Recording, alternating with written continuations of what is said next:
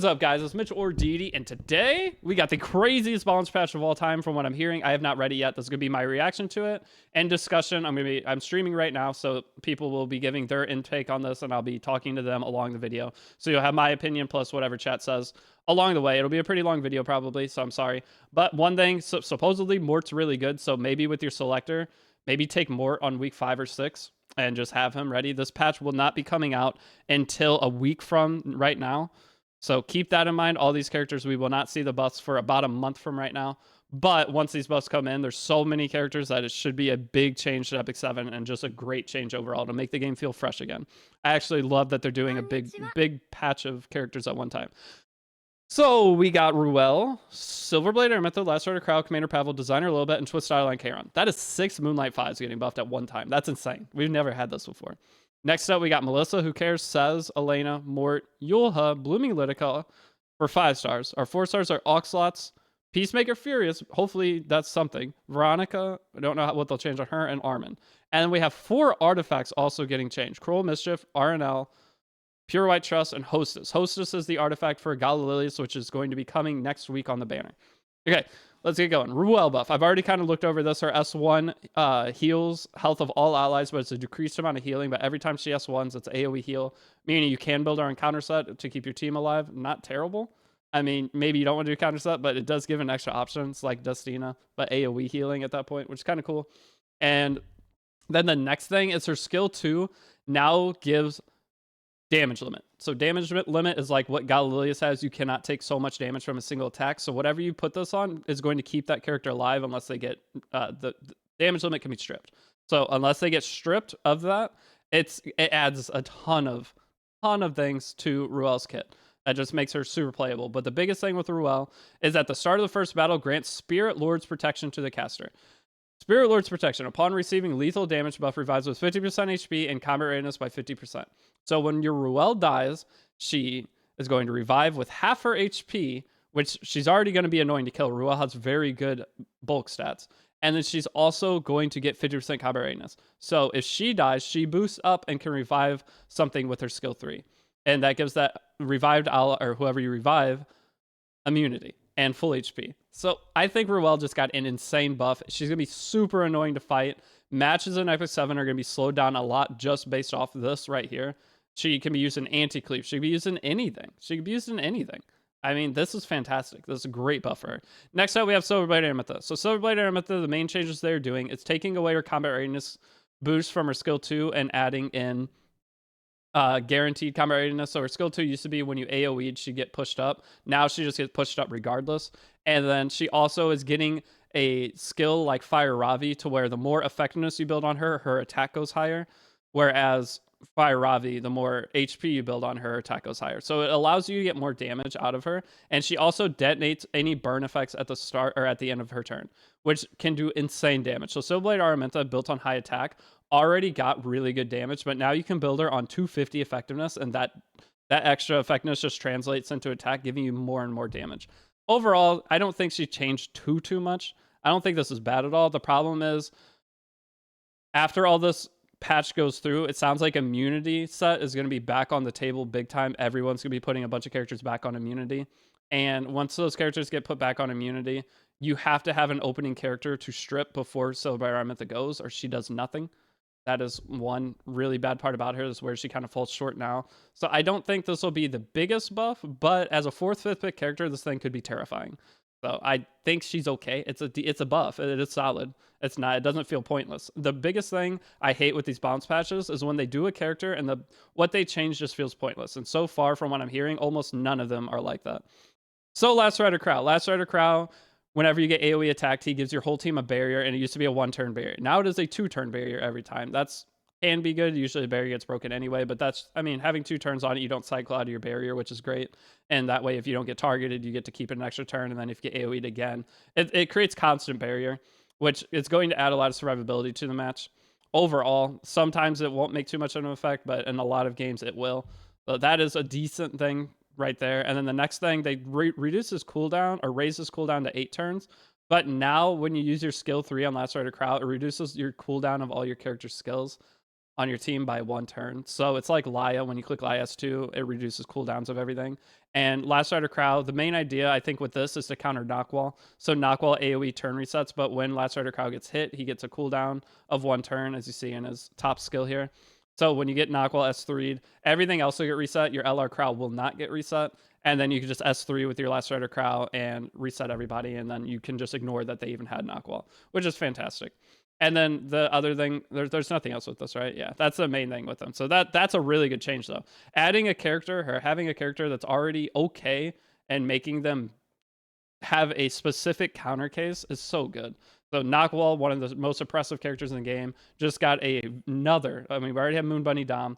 Now we just got another insane counter to that. Still debuffs though, yeah, but you can cleanse it and you'll reset your skills. So even if Knockwall soul burns into you, so that's the idea of Knockwall. Knockwall's scary because she soul burns into you, and when she soul burns into you, if your Last Rider Crow can get pushed or it gets pushed up in any way, or he is going to be the fastest character on your team, you click S3 and then your cleanser that they soul burn to reset now has guaranteed or cleanse. So you don't really care. It's not a big deal.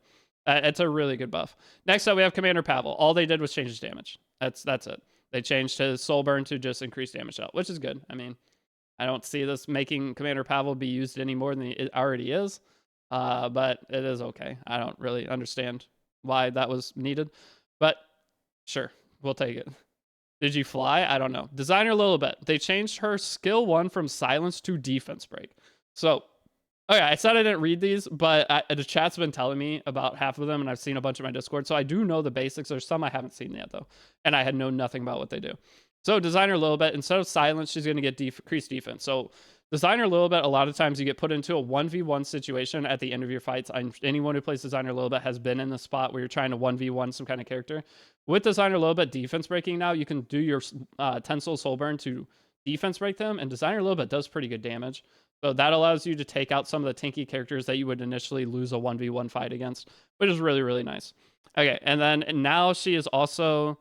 Consumes all fighting spirit, increases defense for 1 turn. Consumes all fighting spirits and grants defense and immunity. So one of the other problems with Designer Lilibet is people would proc her into her cleanse and then control her. So say if you use Conqueror Lilius S3, or I don't know, what is one of those scenarios? I don't have one in mind.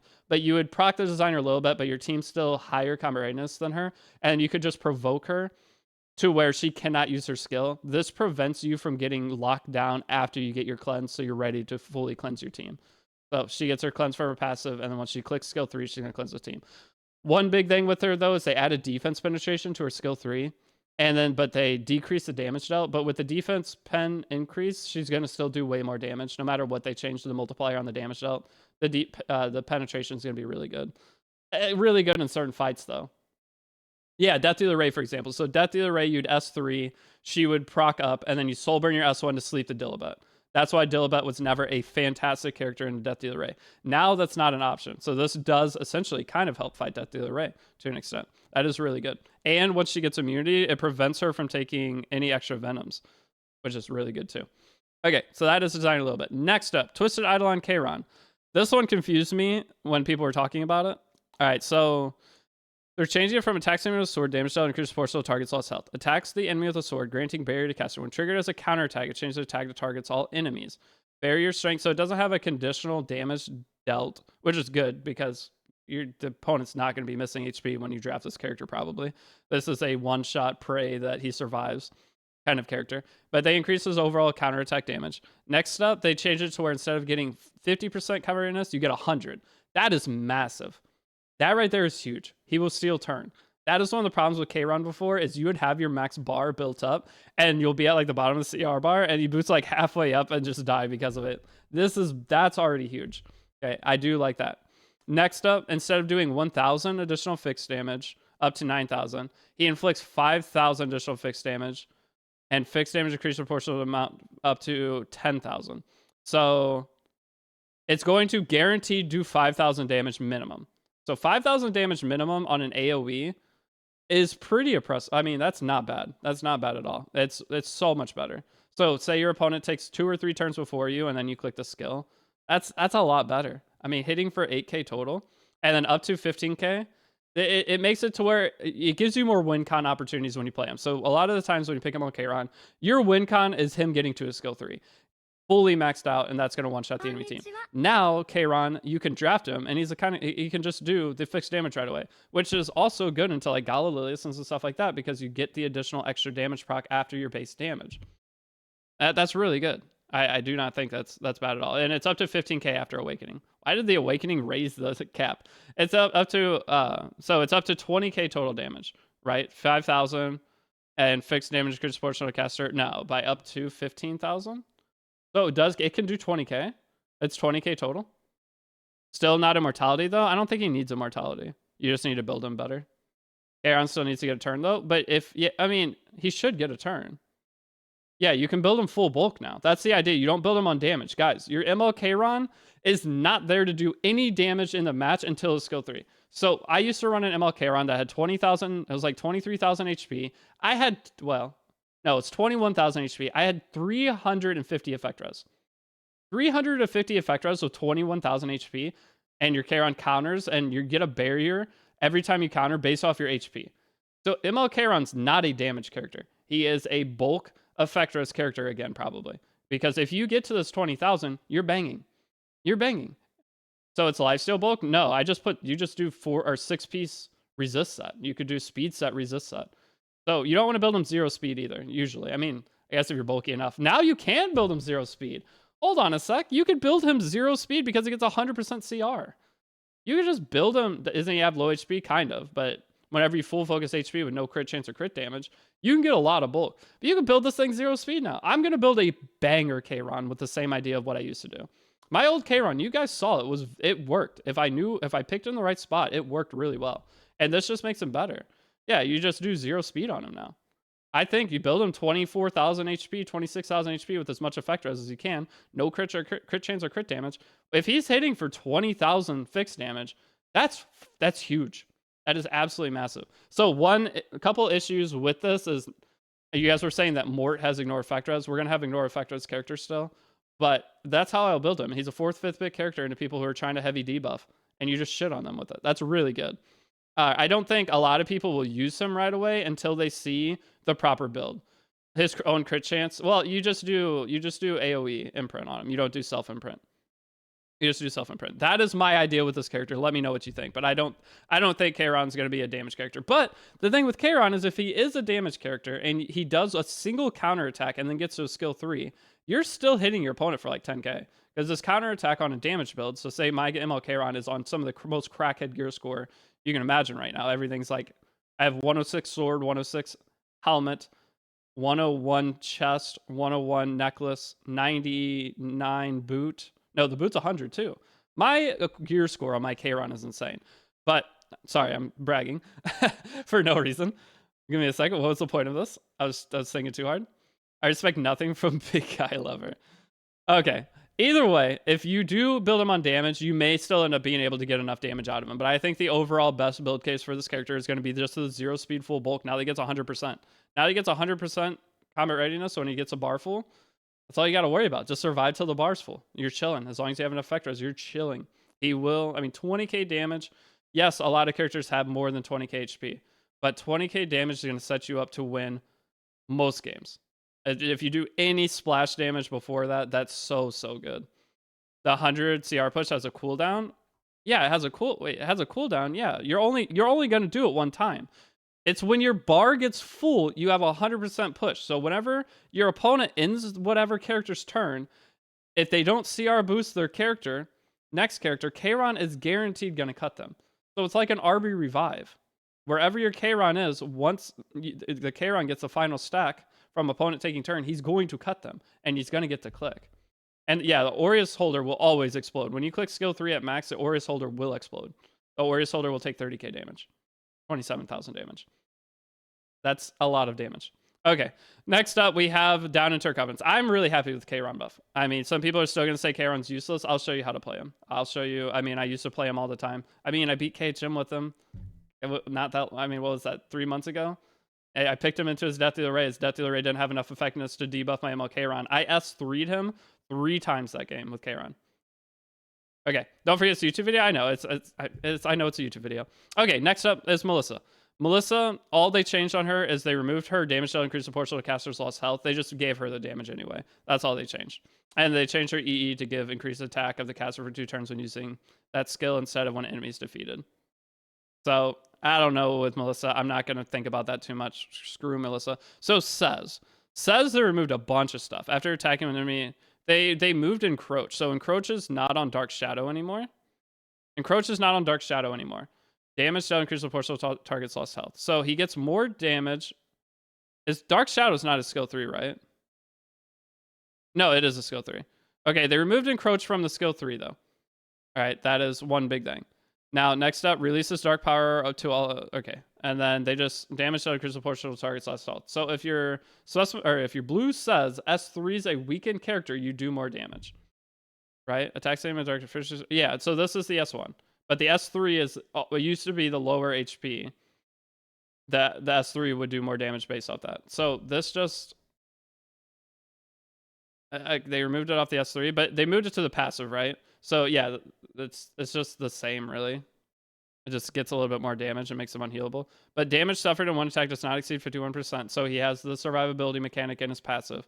After an ally except for the caster attacks, when the target health is 30% or less. Oh, it can only be activated once every 3 turns. I was about to say, holy hell. Okay, so they moved Encroach to the passive to where Says doesn't proc Encroach on his own skill. Your allies proc Encroach. That's not the worst. It's not terrible. And Encroach releases Dark Power to tackle enemies. Increases Chimeranus caster by 30%. Damage dealt increases proportional to target's lost health. That's not bad. Says might be actually usable. He lost his stealth. Oh, did they take away his stealth? That's kind of rough, but if you have any kind of barrier on your team, it just makes his passive better. Ran into Says. Yeah, I mean, you technically could. You could ran. I mean, there's so much you could do, guys. All right, next up, we have our Elena. Elena dispels 1 additional buff from allies when using Eternal. Dispels 1 debuff from allies when using Consecrated Ground. So Consecrated Ground is when you get AoE attack. It's Elena's passive. It procs. It heals your team up and CR pushes herself. So this dispels 1 debuff. This is insanely good. This is one of the things I thought she had for a very long time. So this ability makes Elena so much more value. She becomes any opening character that does an AoE attack that has 2 debuffs will now do nothing to you if you have either Angel of Light Angelica or a Tywin alongside her. That is super, super big. You will cleanse both no matter what. And then you're chilling. And you then from there have the option if you want to put up invincibility, you can, or you can just S1. So with this plus 1 of those, you'll never have to worry about getting cut. Or you could just use Doctor's Bag. Exactly, we talked about that. You just use Doctor's Bag on her. She'll just cleanse 2. So you just Doctor's Bag Elena now, and then she is a perfect character to draft into anything that has 2 debuffs as like an opening AoE attack. That's so good. I mean, Knockwall. Just think, this is also an additional Knockwall counter. If you get your Elena through, Elena used to be able to get hit by Knockwall. Well, no, it can still be a Knockwall. Elena could still get hit by Knockwall, because when you're binded, you can't proc that, right? So never mind, it's not really an Elena counter. Sucks to suck. Or sorry, it's not really a Knockwall counter. Yeah, you're good point. What's the point of leveling my Knockwall now? It's not really a Knockwall counter, because if you do, it's a 50-50 chance that they soul burn their Knockwall and they hit you on a 50-50 because red into blue. You're binded, you cannot proc, and you get cooked, right? Burn ignores the ER. Yeah, Knockwall burn would ignore the ER there. Okay, I don't know about that. I mean, it's good still. It's still a great buff for Elena. Next up is Mort. This is what... Oh my lord, I can't read all this. We're gonna be here till Friday. Dude, this is... Okay. Mort. Looks like they changed the whole ass character. Why didn't they just release a new character? Oh, okay, so instead of ignore... Okay, I'll just read what he does now. Attacks the enemy by piercing them, 50% chance to decrease defense. Ignore effect res of any targets with max health lower than the caster's max health. Why are you guys freaking out about this? You know Mort is hard to build. You know Mort's base stats suck ass, right? Compared to other knights. He's not easy to get a lot of health on. So he's not going to be able to defense break a lot of the... He's not... I don't know. Well, maybe he will. Okay, so like, let's say most effect res characters are built lower HP. Most effect res characters are built lower HP. So that's fine. Ignores effect res on any target's max health lower than caster's max health. Damage dealt increases proportional to caster's max health. Damage dealt is increased on those skills. Alright, so Absolute Dignity. Immune to debuffs which prevent movement. All heroes except for the caster cannot counterattack. This is his passive. When an ally is attacked, has a 20% chance to counterattack, and after counterattacking, it has a 100% chance to use Sacred Blessing. Sacred Blessing can only activated once every 3 turns. Grants skill nullifier. Wait, it doesn't give anti-crit anymore? It gives skill nullifier? What in the hell is that? He has free Elbrus, and he gives skill nullifier now instead of anti-crit. That's kind of crazy. Fear? What are you saying, fear? I don't see the word fear anywhere. Sacred Blessing only be activated once every 3 turns. Oh, fear is like an ability from another game, I guess you were saying. All right, so his passive is insane. I mean, that's so good. I mean, the no counterattack is amazing. And immune to debuffs, which prevent movement. So he can't be pushed back at all. Wait, prevents movement. Is that stun? What does that mean? That doesn't mean combat readiness movement. That means stun, sleep. He can't be stunned or slept. He can be pushed up and pushed down, but he can't be stunned or slept.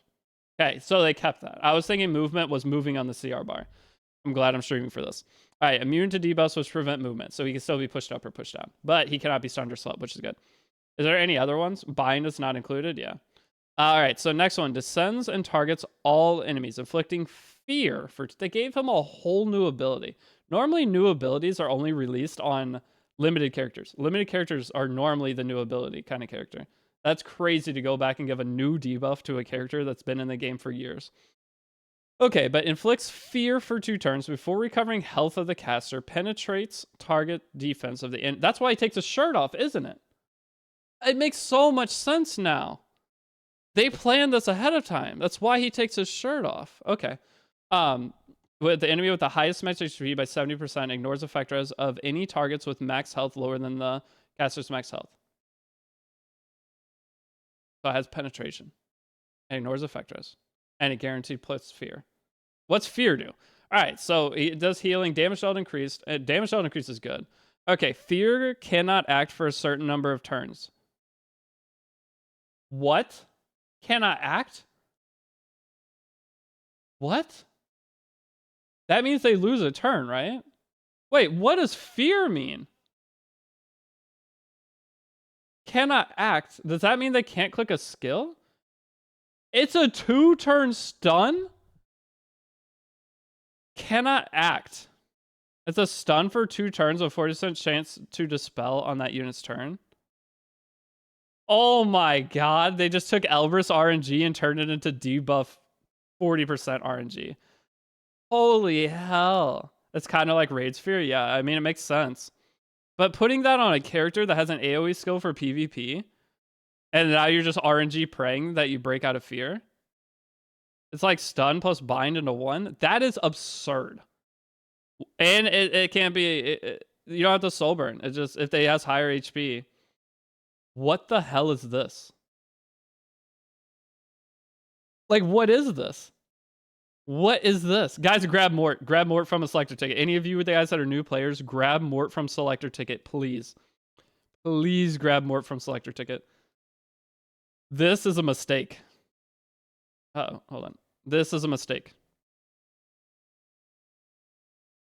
That is insanity. Yeah, oh, if you have immunity, okay, if you're not stripped, you're fine. So immunity characters are getting buffed. Are you making a new guide now? Do you guys understand though why I struggle so much with making Epic 7 new player guides? Do you get it now? This happens like every time. They release something that I mean, this isn't too bad because I'll just tell people to pick certain different characters. But dude, this is why it's hard to make a guide. This game is constantly updating, which is great, but it's very hard to make a guide that is as like detailed as mine with step by step because things change. Mort is auto ban now. I don't know. If you have immunity givers, you're fine. So as long as you put immunity on, Mort doesn't strip. So immunity stocks are going through the roof. That's crazy.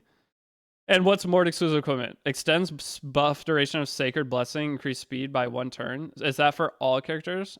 Grants skill nullifier once all eyes, and no, it's speed of the caster. Okay, it is what it is. Next up, Yulha. When attacked, which reflects 40% of damage. Reflects 40% of the damage suffered to the attacker. So it just increased. Okay, Yulha isn't great. There's too many injury characters for Yulha to be playable right now. I don't see it. You'll can only pick 4th, 5th pick as a tank, which generally you don't want to pick a tank 4th, 5th pick. When attack reflects to the damage suffered to the attacker. It's AoE as well now. Yule has this. Oh yeah, Yula's is. I guess I could use an anti-cleave. Yeah, I guess she's now the anti-cleave. Oh my gosh, if you're a cleaver, good. You're gonna hate everything. We just got like 9 characters that help fight against cleave. Mort fights against cleave. If you counter on Mort and proc skill null, it just screws your opponent. Oh my gosh, cleavers get to die. Now everybody gets to play the game. Guys, if you're watching on YouTube, I have always despised cleaving. I did it for a while, but I despised it because it's a single person game at that point. The person who is cleaving is getting to pick their draft and click buttons. The person who's playing against a cleaver plays their draft and they just sit there. So if you're a cleaver, you're playing a single player game. So it just doesn't make sense in a game like this. I think cleave is horrible for games like this. You're basically playing against AI. You're just playing against someone who picks some characters and sits there and waits to see whether the RNG procs and they win or they lose. It's very, very boring for someone on the other end. So for a video game, if you're playing to have fun, everyone who's ever been a cleaver usually makes whoever you're fighting against just, why would they want to play the game if they don't get to click any buttons or do anything? So that is my opinion on cleave. I'm super happy. Oh, you guys can suffer. Next up, isn't cleave popular? Yes, cleave is popular. Usually. I mean, that's all that some people know how to do in the game. All right, next up, Blooming Litica. Blooming Litica penetrates target defense by 50%. Penetrates target defense with penetration rate increases proportional difference up to 100. So you guaranteed get at least 50 penetration on Blooming Litica? That's not bad. Yeah, I mean, that's not bad. At least you guaranteed get a bit of damage now. So Blooming Litica, you get a little bit of damage now. That's nice. So no matter what, you're not hard locked behind other requirements. 50% pen, still really, really good. So she's just easier to use that. Even if things don't go well in the match, she still gives you some value. That's nice. Next up, Oxlots. Oxlots, acquire 2 souls cooldown. They changed that. You get more souls off Oxlots. And his thing gives exploiting weak points and increased attack to the caster. And they're changing all attacks on enemies, 80% chance to Oh my god, Oxlots? Huh? Oxlots AoE defense breaks? But did they move a Soulburn or something? What happened? I said A-Lots is borderline broken. This is fucking stupid. If you've got the gear, this is ridiculous. If you have the gear, this is insane. Isn't it? Or no? So the S2 can you, is a Soulburn on skill 3 still? It doesn't show.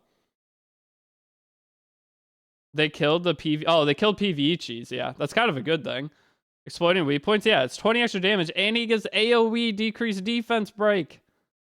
This is insane. Like this, they tried to make him PvP character. Why is only useless Spirit's Breath to reset? Yeah, but it trivialized a lot of the PvE content. When you have a video game and you're trying to design PvE content and make it challenging, and you have one character that can infinitely boost something, and trying to design content around that one character is very, very hard. Look at cooldown. What? Yeah, the cooldown. They changed the cooldown. Yeah. Give bro a new haircut though. What, Oxlots? Or me? I need a haircut bad. They say Oxlot sucks. Those that say Oxlot sucks don't cleave. I mean, this isn't bad. This isn't bad at all. This is like if you're playing against someone that's in a relatively slow draft. The only thing is he doesn't strip again. I don't think this is great. I don't think this is great at all. I think they killed Oxlots. They did kill Oxlots. But if you have crackhead gear, that's pretty scary. AoE defense break into pushing up a character that gets additional extra damage on top of everything with exploiting weak points. That's scary. But in terms of PvE, yes. But guys, think about it. They made something a little too broken. So they want to change it. That's just how it is. They want to design characters. And we get a selector ticket. So we get a selector ticket. And guess what's coming out next after Harsetti? Wretched Rose. So all of you that are sad about this, on the next balance patch, or after Harsetti banner leaves, we get a 4-character rerun with probably Wretched Rose as the ML4. So you could trade in Oxlots for potentially a Wretched Rose. So you be happy about it. That's a good thing.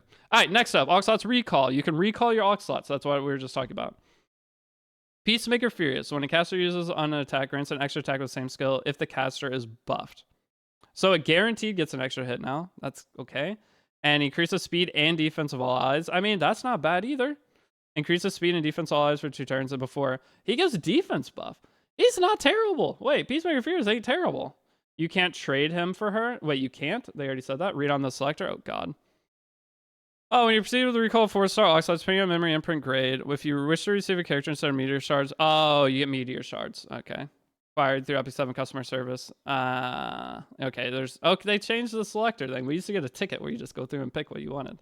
That's kind of dumb. All right, so never mind. Never mind on that. Good call, guys. Good call. That's the power of reading. Reading is kind of a good skill in life. But, I mean, getting defense buff and increased speed on Peacemaker Fierce is not bad. It creates a survivability thing. I don't think it'll be great, but I think you could probably use them now. Attacks all enemies with the huge explosion. Decrease defense, or decrease camera radius by 30%. Penetrates by 60. Damage dealt increased proportional to casters. Thing. I mean, it's okay.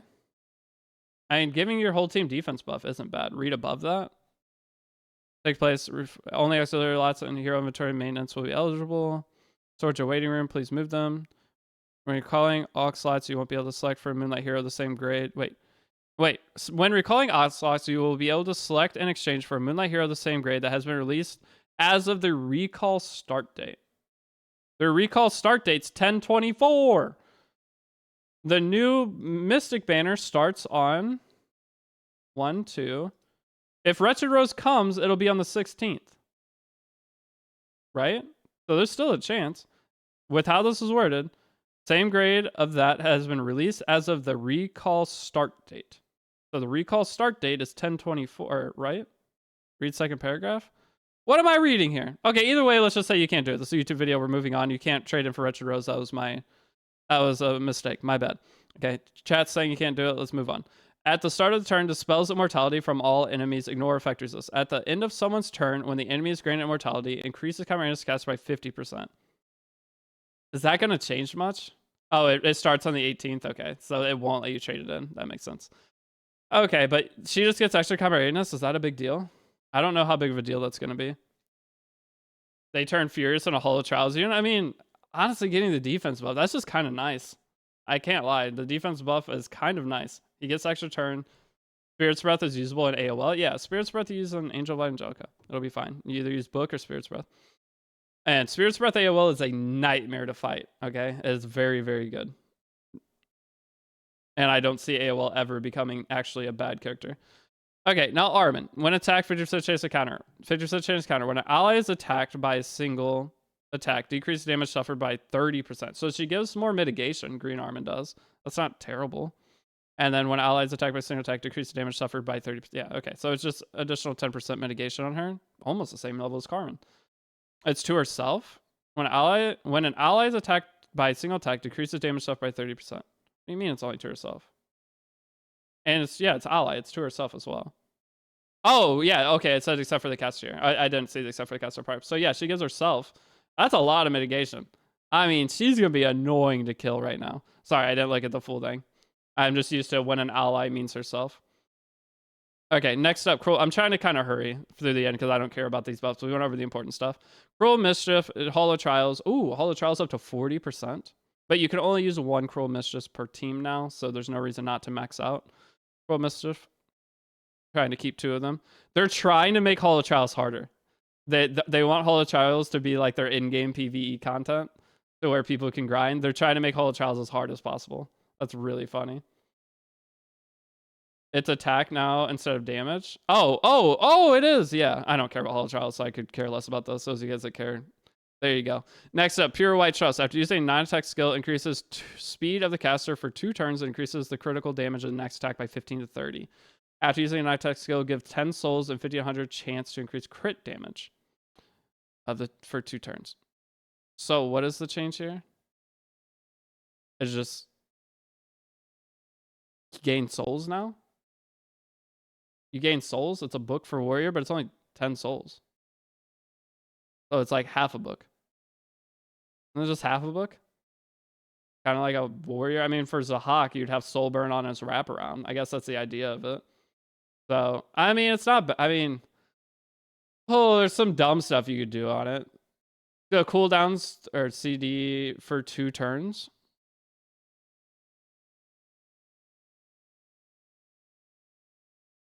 But the thing is,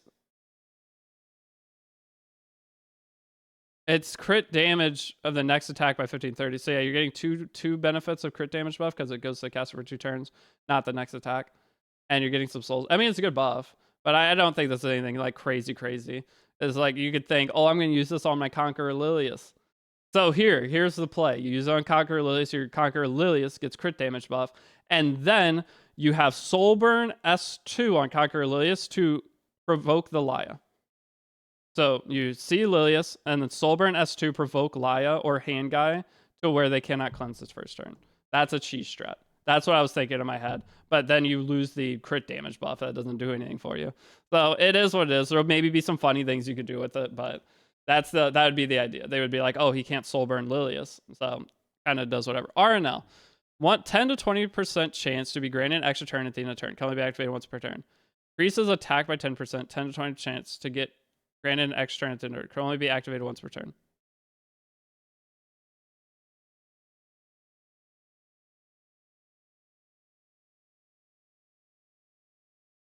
Why are you guys saying this changed? It legit says the same shit. To be granted an extra turn at the end of the turn. To be granted an extra turn at the end of the turn. Can only be activated once per turn. Can only be activated once per turn. Thing with the RNL happens later. Oh, okay. I was about to say it's the same artifact. Just gives 10% more attack. All right, Host of the Banquet. Last little part. Increases effect resistance by 20 to 40%. When attacking, the target's health 50% more, increase the damage. When increase the damage dealt by 5 to 10%. When the target's health is 50% or more, increases by an additional 4 to 8. So it just gives unconditional. Just gives a little bit of unconditional. And then extra. Is that good?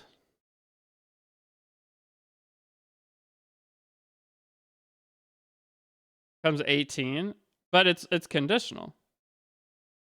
So I guess it's good. I mean, it gets an extra 3% if it's maxed out. That's not that big of a thing. You guys are making it sound like this like it's crazy for BBK. 8 to 16, 9 to 18. Yeah, you guys are excited about a 2%.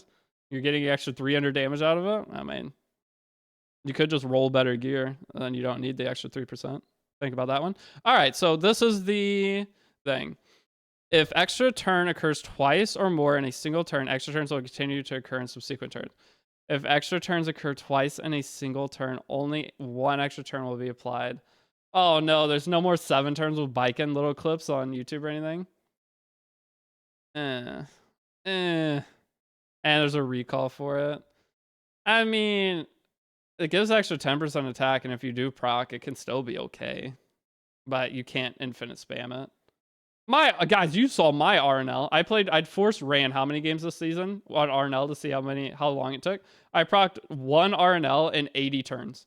We were counting it. It was 1 RNL. I went through 80 turns with Ran before I got a second RNL on stream. I slammed Ran every game just to test it. It took me. It was a plus 21 RNL, so it's not max, but at 17%, it took 80 turns to proc from the first RNL to the second. Once I finally got just 1 proc from it, it took 80 turns, 80 matches of turns, or like 80 turns throughout multiple matches. My RNG at Epic 7 is sometimes I can't fathom. Well, I don't get it because I watch everybody else say RNL ran 7 times in a single game. It took me, it was like 20 games, 80 turns on Ran, and I procced it twice in those 80 turns. Okay, so all of this, you get some EXP back and whatnot. All right, that is it for the bonus patch, guys. I'm sorry, it's a YouTube video. I'm doing a subathon right now. Now, oh my god, wait, what is the recording? Oh, it's 40 minutes. Okay, so thank you for watching. That's my take on all this. Maybe you'll see some stuff in chat as to what other people are thinking, but I know a lot of people are going to be asking, what is my opinion on the bonus patch? That's my opinion as I went through it. Things will change, and I'll make different decisions, but one of the biggest things is you want to take Mort from one of your max selectors for sure at this point. I think he's insane. But thank you guys for watching. I'm going back to doing subathon content.